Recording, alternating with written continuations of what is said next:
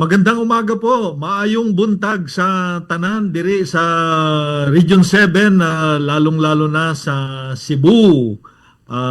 Maayong adlaw sa inyo kang tanan, lalo na sa listeners ng Bombo Radio Cebu. All right.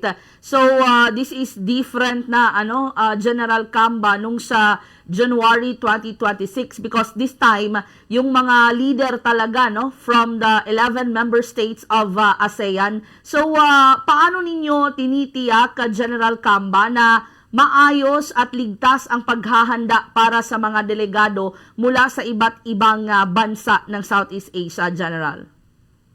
Yes, ma'am. Ma'am, from the moment na inaccept natin yung responsibility of hosting for ASEAN 2026, the security sector talagang nag-usap-usap na, nagplano at continuous yung preparation natin. And that's why we are reaching out to the region, lalo dito sa Cebu Province, na maintindihan ng ating mga kababayan, mga kaigsunan, para kay itong hosting natin, ma'am, it's not just government hosting. It's supposed to be a whole of nation hosting na tanan, tayo na mga Pilipino magsama-sama, magtulong-tulong para ma-host natin successfully, maayos ang pagdating ng ating mga bisita, lalo mga leaders. Kaya ang nahitabo sa January, kay ministerial level lang to, ma'am, ng tourism at saka foreign affairs, kanang meeting na nangyari dito sa Cebu noong January, late January. So hinauta na magtulong-tulong tayo lahat kay ma'am. Medyo involved na rin ako sa Cebu. Kay nung hosting natin nung 2006 here in Cebu, na naging 2007 kay na ay bagyo nung November ng 2006, na move siya ng January 2007. So at that time, ma'am, as part of the presidential security, daghan ang mga biyahe namin dito sa Cebu sa preparation nato, plus daghan po ang mga presidential engagement dito. Tapos dito rin po ako nag-battalion commander sa Region 7. Kaya medyo gamay na Bisaya, ma'am, gamay na Bisaya. Oo. So General Camba, sir, ang ever since you've made mention 2006 pa lang, so alam mo na to, so hindi na siya first time para sa inyo, General Camba. So what's the difference sa mga pinaghahandaan ninyo nung una and ngayon, when it comes to security, transportation, and accommodation para sa mga delegado, General Camba, sir? Actually, ma'am, ang challenge natin ngayon dahil nasa oil crisis tayo. So, yun yung malaking difference. Karon siguro. Kaya nagdoble na ang presyo ng gasolina ba? Oo. And of course, ang malaking difference ngayon, ma'am, at that time in 2006, medyo the country was still very challenged sa mga terrorism threat natin, mga natin. But now, with the support and cooperation ng ating mga kababayan, we won in our campaign sa ending ang mga armed conflict natin. So, very much different. Kaya nga, ma'am, napili uli yung Cebu. Kay lipay kaayo ba sa Cebu? Maganda sa Cebu. There are many blessings in Cebu and many beautiful places in Cebu. All right. So, General Camba, sir, ang you've made mention, sir, this is a whole of a nation approach, General Camba. So, when it comes to mga local businesses and even sa community dun sa Lapu-Lapu, sa pagdaraos ng summit na ito, may ano po ba, especially sa community na area, yung security po? Kasi hindi ito basta-basta mga leaders ito ng Southeast Asian nations, General Camba. So paano po sir when it comes to the security sa community mismo, sir? Yes, ma'am. Since last year, ma'am, na mga coordination meeting natin dito, we are soliciting the support of the community through the local government unit sa office ni Mayor Cindy Chan na mamobilize yung ating mga kababayan, yung ating mga barangay tanod na magtulong-tulong, ang ating security forces, the PNP, Coast Guard, the Armed Forces, lahat ma'am, we are really encouraging support from the locals para lahat ng corners ng ating mga venues ay secured, and yung magiging impression sa atin as host ay will be an impression to the whole country, and we can project to the whole world, lalo na next week ma'am, all eyes will be in Cebu. All eyes will be in Cebu. So it's a time to shine. It's a time to promote the beauty of Cebu. Lalo na, ma'am, ang daming tourist spot ng Cebu. Yes. Pagka dumadaming mga turista dito, ma'am, so ibig sabihin the economy of Cebu is growing. And lalo na, ma'am, yung nakita ko nung 2006, 2007, hindi naman ganun ka-progresibo yung lugar dyan sa Mandawi. But now, tingnan mo, ang daming mga high-rise building, pati dito sa Mactan Island, daghan na mga branded na hotel. Because of, nakita nila the potentials of Cebu. So, it's creating jobs sa ating mga kababayan. And yung mga produkto ng Cebu, mas lalong nakikilala. Yung tourist spot ng Cebu mas lalong na disseminate, nakikita ng ating mga tourists, lalo na ma'am doon sa nakapag-dive tayo doon sa Bantayan Island, sa Boalboal, sa Uslob, ay daghan ang mga kanindot ng mga site diri sa Cebu. From north to south, General Camba, sir. Yes, ma'am. Plus, of course, the beautiful smiles of Cebuanos. Yes.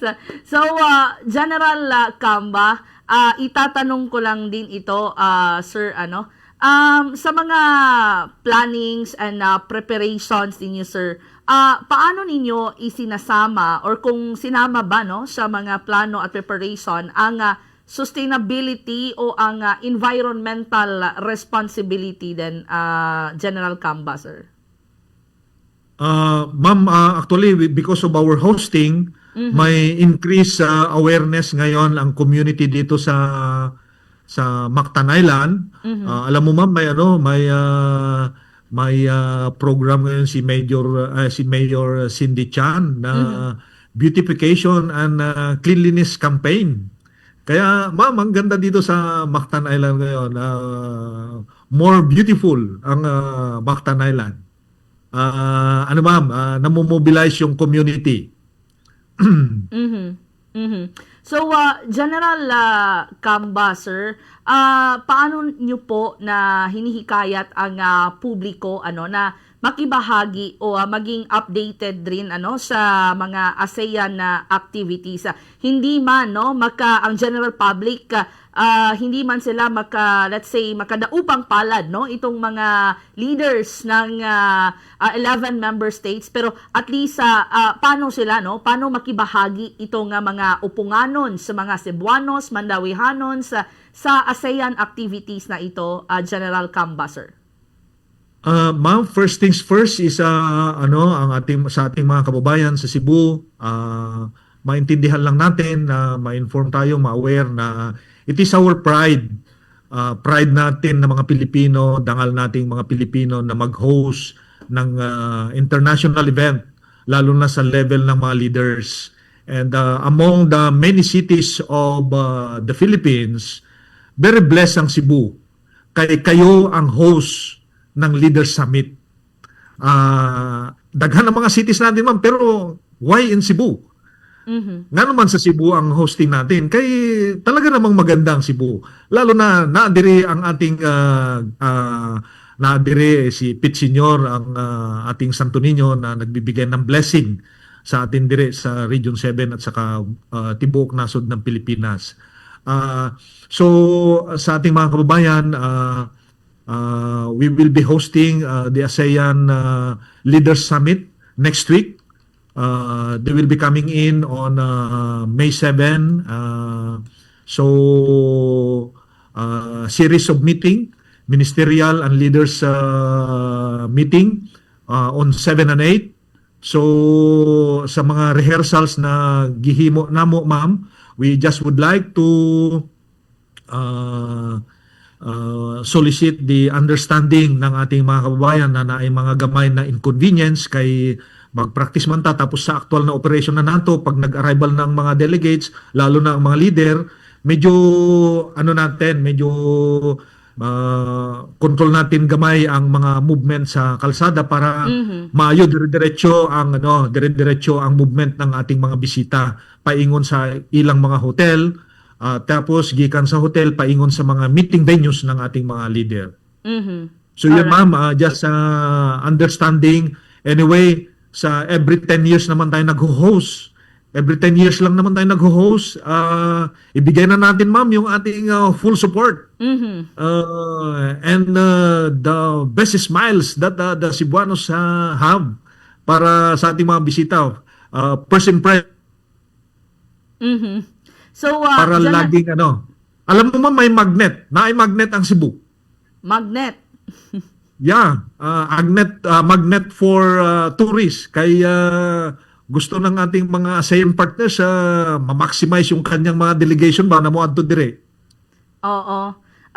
Sabi nga ng tema General Camba, no, doon sa Basilica Menore del Santo Niño, no, sa Fiesta Senior, the Magnet of Love, General Camba, no. Yun. So tama ako doon sa aking term na magnet. Magnet talaga ang Cebu, ma'am. Isipin mo, ma'am, 20 years ago, talagang nung nag-host tayo first dito outside Metro Manila ng Leaders Summit, daghan ang nahitabo na progreso sa Cebu. And magnet talaga si Santo Niño. Alam mo, ma'am, talagang deboto din ako ni Santo Niño. Kaya, ma'am, pwede bang mag-request tayo sa tanan ng mga Cebuano na mag-amputa kay Santo Niño na mag-pray ta ba na maging successful, why mahitabo na dili maayo sa hosting natin next week? Oo.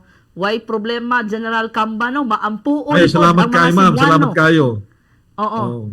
Ang mga Cebuano, maampuon pod ni sila. Kami di ay. Kitang yes, tanan. ma'am. Yes, ma'am. Oo. So, General Camba, yung exact date lang po ng ASEAN, from May 7 po ito magsa-start, sir?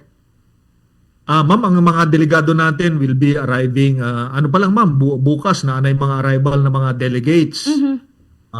Bukas na mga advance party nila, muabot dire bukas. Actually, kanina madaling araw, na yung mga pailan-ilan na mga advance party nila. Okay. Pero ang ating mga minister o leaders, mga 7 arrivals ng mga leaders, ma'am. So, 2 days lang ito, General? 2 days na Leaders Summit, ma'am. Leaders Summit. So, clarify ko lang po, sa Lapu-Lapu and Mandaue lang po ito mostly? Ang Leaders Summit natin, diri, ma'am, sa Lapu-Lapu. Kaya yung meeting venue ng mga leaders diri sa Lapu-Lapu City, ma'am. So, wala na silang mga event or bibisita sa Mandaue, sa Cebu City, wala na, General? Ang kanilang mga delegates, ma'am, anticipate na mo, yung mga media natin, ma'am, naa sila diha sa Cebu City. Atong mga delegates nila, mga staff nila, sigurado ako magpasyal dyan sa Cebu City o Mandaue.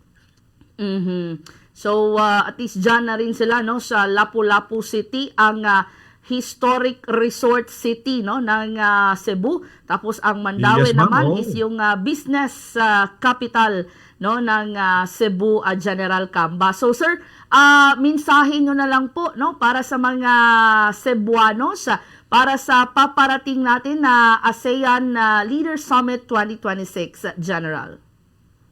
Ma'am, una-una salamat kayo Ma'am Suset sa oportunidad na nakapag-istoryahan ta diri sa inyong programa para maintindihan ng ating mga kababayan sa Cebu, mga kaigsunan sa Cebu, sa Region 7, mga kaigsunan diha sa Bohol, ug Siquijor, mayong buntag pud sa inyo tanan. Hinaot kami na pagtulong-tulungan natin itong hosting natin ng ASEAN Leaders Summit next week. Sana mas ma-impress pa sila sa beauty of Region 7 lalo na dito sa Cebu Province para mas mulambo ang progreso, more blessings to come in Cebu, more opportunities to come in Cebu. So it's for all the benefit ng Region 7 and the whole country of our hosting. Kasi sabi ko nga, all eyes will be in Cebu next week.